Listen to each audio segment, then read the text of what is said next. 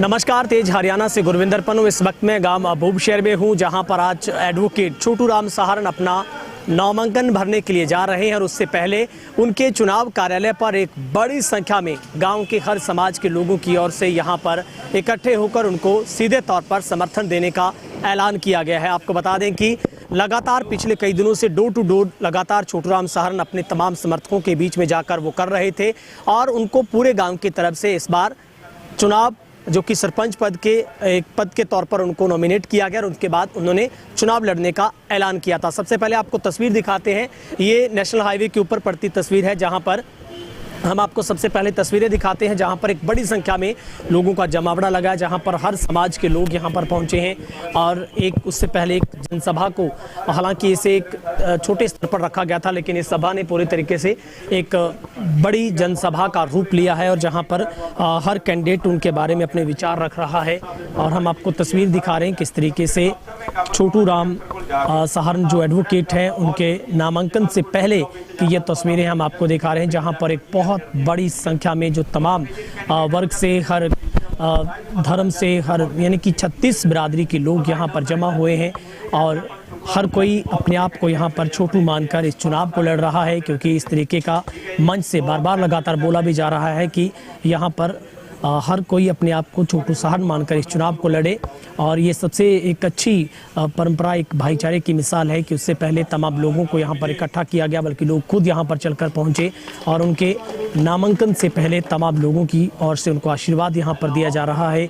उनको आगे बढ़ने के लिए वो एक उत्साह दिया जा रहा है ताकि वो उन उम्मीदों पर खरा उतर पाएँ जिन उम्मीदों के साथ गाँव उनके साथ जुड़ा है। आपको बता दें कि छोटू राम सहारण जो लगातार अपने एक बचपन से ही जैसे ही वो जवाने में आए तो वो लगातार गांव में सामाजिक कार्यों में लगातार गतिविधियों में देखे जाते थे और बढ़ चढ़कर वो भाव दिखाते थे और उसी के चलते गांव में लगातार उनको सरपंच चुनाव में लोग देखना चाह रहे थे। और उसके बाद एक बड़े स्तर पर एक बैठक का आयोजन किया गया कुछ दिन पूर्व और उसके बाद उनके नाम पर ऐलान किया गया था और आज वो अपने नामांकन भरने के लिए सबसे पहले यहाँ पर एक बड़ी एक जनसलाब के तौर पर लोग यहाँ पर जमा हुए हैं। और तो हम आपको तस्वीर लगातार दिखा रहे हैं गांव अबूबशहर से, जहाँ पर एक बड़ी जन सैलाब के बीच में जो छोटू राम सहारण है वो अपना जो नामांकन पत्र दाखिल करने के लिए अपने समर्थकों के बीच में निकले हैं।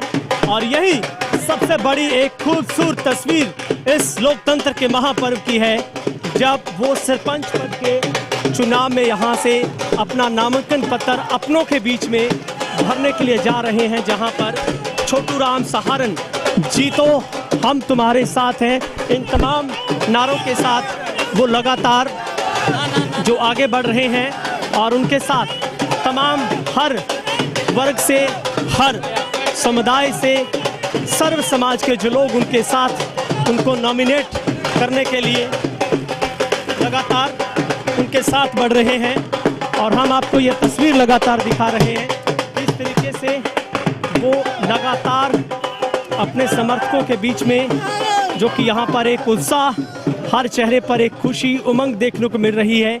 छोटू राम सहारण जो एडवोकेट हैं और वो गांव अबूबशहर से आज नामांकन का आखिरी दिन है, जो वो अपनी चुनावी ताल ठोक चुके हैं और अपना जो नामांकन पत्र दाखिल करवाने के लिए वो गांव अबूबशहर में गलियों से अभिनंदन स्वीकार करते हुए वो यहाँ से जा रहे हैं। और ये एक बड़ा जन सैलाब हम आपको गांव अबूबशहर से दिखा रहे हैं, जहाँ पर आज छोटू राम सहारण अपना नामांकन पत्र दाखिल करने के लिए जा रहे हैं। नामांकन पत्र दाखिल करने के लिए छोटू राम सहारण एडवोकेट जा रहे हैं, हमारे साथ बातचीत के लिए उनसे बातचीत करते हैं। सहारण साहब, आप नामांकन पत्र दाखिल करने जा रहे हो, क्या प्रतिक्रिया आपकी पहली, कितने खुश हो आप? सवाल दोबारा बोलना जी। सर, कितने खुश हो, नामांकन पत्र दाखिल करने जा रहे हो, क्या प्रतिक्रिया आपकी? मैं आज बहुत खुश हूँ जी, और मुझे मेरे पिता के द्वारा मतलब इस गांव के लिए किया गया योगदान और मेरी इस गांव और समाज के लिए, सर्व समाज के लिए की गई सहयोग और सेवा का आज मुझे फल के रूप में बहुत अच्छा दिख रहा है जी। और सारे गांव ने मेरा मान सम्मान बढ़ाया है, मैं पूरे गांव का तहे दिल से आभारी हूँ जी। सर, किन मुद्दों को मुद्दों को ध्यान में रखकर, किस विजन को ध्यान में रखकर आज आप नामांकन पत्र दाखिल करने जा रहे हैं? गांव के अंदर मुद्दे पानी की निकासी, एक ही चिट्टे की नशे की समस्या, गांव में गलियों का काफ़ी ज़्यादा निर्माण बाकी है, गांव में एक अड्डा रोडी की भी बड़ी भारी समस्या है जी, और गांव के अंदर बच्चियां जो बाहर स्कूल बना है नया, वहां तक जो बच्चियां जाती हैं उनकी सुरक्षा का मुद्दा अहम है जी। तो ये 5-6 मुद्दे हैं, मुद्दे और भी बहुत हैं। और सबसे बड़ा मुद्दा मेरा गांव से निवेदन रहेगा कि गांव में शांति और भाईचारा हमेशा बना रहे।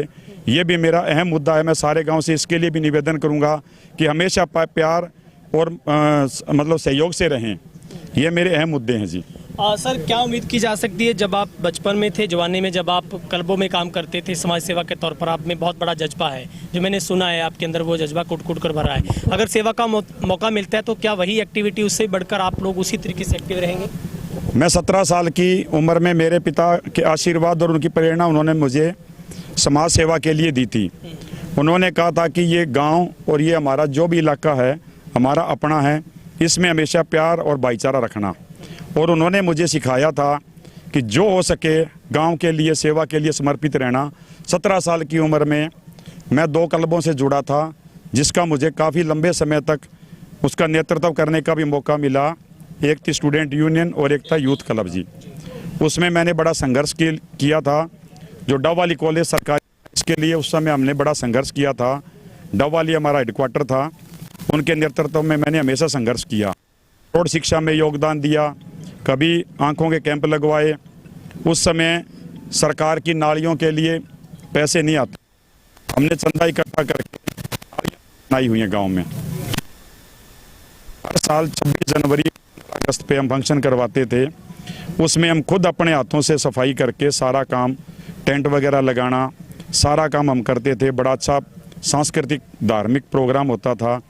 उसमें हमने हमेशा गरीबों को कापियाँ, किताबें, वर्दियाँ, जो भी गरीब आर्थिक तौर पे काफ़ी हमारे भाई कमज़ोर थे, उनको सर्दियों के कपड़े, कंबल वगैरह बांटने के काम हमने हमेशा किए। उसमें मेरे पिता का सबसे बड़ा योगदान था, उन्होंने मुझे ये प्रेरणा दी थी। उसके बाद मैं निरंतर इस गांव से जुड़ा रहा और आज तक गांव के साथ हमेशा जुड़ा रहा हूं। मैंने प्रेम और भाईचारा रखा है। गांव में ये कोशिश की कि शांति और भाईचारा ज़्यादा रहे, झगड़े ना हों, आपसी प्रेम प्यार रहे, और गांव ने हमेशा मेरा सहयोग दिया है और मेरा मान बढ़ाया है। मैंने किसी से भी हाथ जोड़ के निवेदन किया, मेरी गांव ने हमेशा बात मानी है। जी। सर, आखिरी सवाल, कितने आश्वस्त हो अपनी जीत को लेकर आप? मेरी जीत को लेकर, ये मेरी जीत नहीं है, ये सच्चाई, न्याय और सेवा की जीत है। ये अबूबशर गांव की जीत है। मुझे गांव वासियों ने ही इस चुनाव में खड़ा किया है।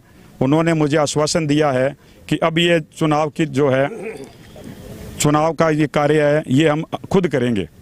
और मुझे ये कहा गया कि आप चिंता मत करें, और सारा गांव मेरे साथ है। ये आप गांव सारा देख रहे हो, इस गांव के ही सारे, सबसे बड़ा मुझे युवाओं का, मेरे साथियों का, बुजुर्गों का, सभी का वर्गों का मेरे को मौके पे पूरा सहयोग है जी। और मैं बड़ा खुश हूँ कि आज मुझे अपनी सेवा का मतलब करने का पूरा मतलब आनंद आ रहा है कि मैंने जो सेवा की उसका फल मुझे मिल रहा है जी। All the best, good luck. Thank you जी। हमारे साथ छोटूराम सहारण, जिनसे हम बातचीत कर रहे थे, और भी हमारे साथ है। सर, आप क्या कहना चाहेंगे? छोटूराम सर आज अपना नामांकन पत्र भरने जा रहे हैं, क्या प्रतिक्रिया? बहुत अच्छा है, पूरा गांव इनके साथ है। और ये बस हम गांव से ये अपील करेंगे कि शांति बनाए रखें, और शांति और सबके सहयोग से जो दूसरे 2 कैंडिडेट लड़ रहे वो भी हमारे अपने हैं, ऐसी कोई बात नहीं है, और गांव में कोई विवाद भी नहीं है। तो गांव बिल्कुल। कितनी उम्मीदें हैं आपको छोटूराम सहारण से, जो वो 1000%, 1000% जीत रहे हैं? कैसा माहौल है गांव में, किस तरीके का माहौल आप देख रहे हो, पूरा गांव, अबूबशर पूरा गांव जो है वो छोटूराम के साथ। ठीक है, क्या अपील करना चाहेंगे आप उनके लिए? बस यही कि शांति बनाए रखें और छोटूराम को सहयोग करें। ठीक है, तो हम आपको लगातार तस्वीर दिखा रहे हैं, बहुत बड़ी एक जनसैलाब के तौर पर जो उनके समर्थक हैं वो यहाँ पर पहुँचे हैं, और लगातार ढोल नगाड़ों के बीच में छोटूराम सहारण को नामांकन पत्र दाखिल करने के लिए जो रास्ता तय करना पड़ रहा है, उसमें आज हम छोटूराम सहारण के नॉमिनेशन पे आए हुए हैं, और वो हमारा बड़ा भाई है। छोटे भाई के नाते उनका हमारा फर्ज बनता है कि उनका साथ दें। एक नेक इंसान इस गांव को मिला है, पढ़ा लिखा LLB है, और इस गांव को इससे बढ़िया उम्मीदवार नहीं मिलेगा। इससे हम सभी वोटरों से ये अपील करते हैं, आपके गांव का चहुमुखी विकास करवाना है तो छोटूराम सारन को वोट देकर उनको कामयाब बनाएं। जा रहे हैं, कैसे देखते हैं उनका प्रचार कैसे चल रहा है, किस तरीके का गांव में माहौल, किस तरीके का जन समर्थन है? देखिए, हमने अपने साथ 36 बिरादरियों को जोड़ा है। हमें 36 बिरादरियों का समर्थन प्राप्त है। हमारा किसी से पार्टी से कोई वो लेना देना नहीं है। हम सर्वसम्मति से जो फैसला लिया है 36 बिरादरियों ने, उन्होंने छोटूराम सारन को समर्थन दिया है। उन्होंने नाम निकाला है, उनका समर्थन हमारे साथ है पूरा। गरीब अमीर सब हमारे साथ हैं, ज़्यादातर गरीब लोग हमारे साथ हैं। हमें अपने चुनाव प्रचार वो खुद ही कर रहे हैं। हमें चुनाव प्रचार में ज़्यादा प्रचार भी नहीं करना पड़ा। हमारे वर्कर खुद घर घर जाके खुद ही अपने हिसाब से प्रचार करें। किस तरीके का माहौल गांव में देख रहे हैं? देखिए, हमारे सामने 2 भाई और भी खड़े हुए हैं। एक समाज से खड़ा हुआ है जो अपने आप को समाज का कैंडिडेट बताता है। अब हमें ये नहीं पता कि वो कौन से समाज में रहता है, कौन से समाज से खड़ा हुआ है, समाजवाद बढ़ा रहा है। एक हमारे साहबजादे हैं, दूसरे कैंडिडेट वो सरकार की शह से खड़े हुए हैं। इसके बाद में तो उनको वो कहते हैं कि हमारे पास में सरकार है, हम आपका ऐसे करवा देंगे, वैसे करवा देंगे। अब ये तो जब रिजल्ट आएगा जब ही पता लगेगा अभी क्या लोगों ने कैसे समर्थन दिया है, कैसे नहीं। क्या लगता है छोटू जी, जो उम्मीदें आज पूरा समाज कह रहे हैं वो कर रहा है, उन उम्मीदों पर खरे उतरेंगे अगर सेवा का मौका मिलता है? बिल्कुल खरे उतरेंगे। जो छोटू सारन ने वायदे किए हैं वो हम पूरे तय दिल से निभाएंगे। अगर नहीं निभाएंगे तो हम खड़े हैं, हम जिम्मेवार हैं इस बात के। ठीक है, थैंक यू सर। सर, आज नॉमिनेशन भरने के लिए जा रहे हैं, किस तरीके का आपको रिस्पॉन्स नजर आ रहा है, किस तरीके का माहौल पूरे गाँव में? देखो, माहौल तो बहुत ही बढ़िया माहौल है और बड़ा सौहार्दपूर्ण माहौल है। और हमारे जो उम्मीदवार छोटूराम जी सारन एडवोकेट, वो एक सर्व साझा सर्व बिरादरी ऐसे सूझवान कैंडिडेट हैं जिनके लिए हर आदमी के दिल में पूरी रिस्पेक्ट है। और ये रिस्पेक्ट को देखने के लिए आप मेरे पीछे जो लोगों का जमावड़ा है वो उस चीज़ का आपको उदाहरण मिलेगा। हमारे यहाँ पे हर बिरादरी, हर घर से कोई ना कोई नुमाइंदा यहाँ पर आया हुआ है।